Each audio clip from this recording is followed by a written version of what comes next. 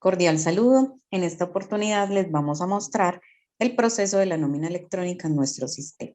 Vamos a ingresar por maestros nómina.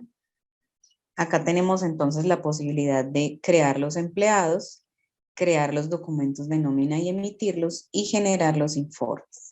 Entonces vamos a tener la posibilidad de seleccionar un rango de fecha, de seleccionar un tipo de documento y un empleado en particular, y descargarlos en el formato que necesitemos. Lo primero entonces que debemos hacer es crear los empleados.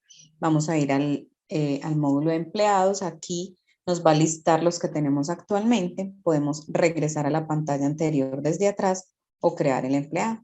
Lo primero entonces que debemos hacer es crearlos. Vamos a tener entonces aquí un código que es de forma manual ir asignando un código de acuerdo al número de empleados que vamos creando.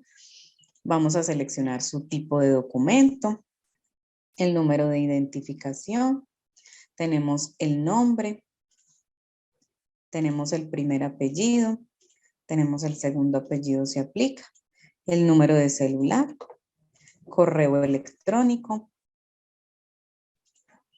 el municipio donde vive el empleado, la dirección de su vivienda. Pasamos entonces a la información laboral. Aquí tenemos el tipo de empleado. Este debe coincidir con la planilla única de pago. Vamos a seleccionar. El subtipo de empleado se aplica con alguna de estas. Si no, debemos asignar, por favor, no aplica. ¿Qué tipo de contrato tiene? Recordemos que el único que no aplica para el proceso de nómina electrónica es la prestación de servicios. Entonces, elegimos, especificamos un salario. La frecuencia en la que se paga es informativa. Recordemos que ante la DIAN el registro siempre será mensual. ¿Qué cargo tiene ese empleado? La fecha en que inició labores con la empresa, el medio de pago. Aquí hay muchas opciones. Si tenemos alguna opción que tenga que ver con alguna entidad bancaria, entonces vamos a seleccionar el nombre del banco, el tipo de cuenta y el número de la cuenta.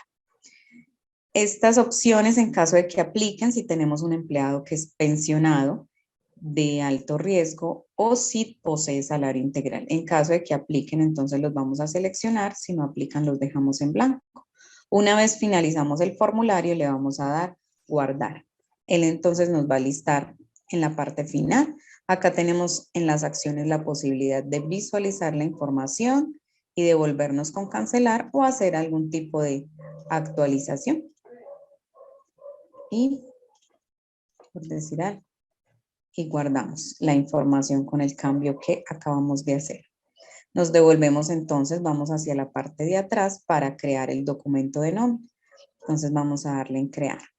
Acá no van a listar los empleados, lo que debemos hacer es digitar y ya nos va a salir el listado que coincida con esa búsqueda. Seleccionamos. Siempre nos va a traer el periodo inmediatamente anterior, desde el primer día hasta el último, el día total de ese mes y el salario que asignamos en la información de empleados. Si esta requiere un cambio, debemos de hacerlo desde empleados. Esta es la información básica que se va a liquidar inicialmente de manera automática y es el ingreso, el subsidio de transporte, la salud y la pensión. Acá tendremos la posibilidad de asignar algún tipo de observación y acá tenemos las opciones de las novedades. Novedades en ingreso, novedades en deducciones. Vamos a hacer un ejemplo acá con algún tipo de bonificación puede ser. Acá tenemos si es salarial o no salarial.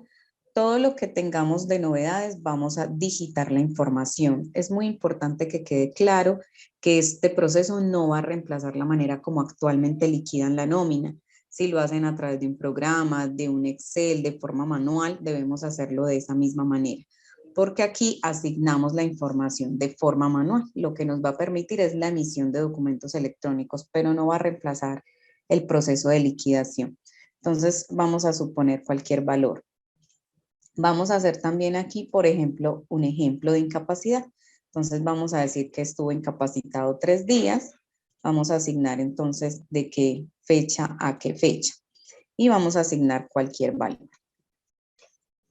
Tengamos en cuenta entonces que de forma manual debemos hacer la manera que nos coincidan los días en que labora, con los días de la incapacidad, porque si no estaríamos liquidando sobre 34 días y no es así, ¿cierto? Entonces vamos a asignar 28 para que me dé los 31 días del mes.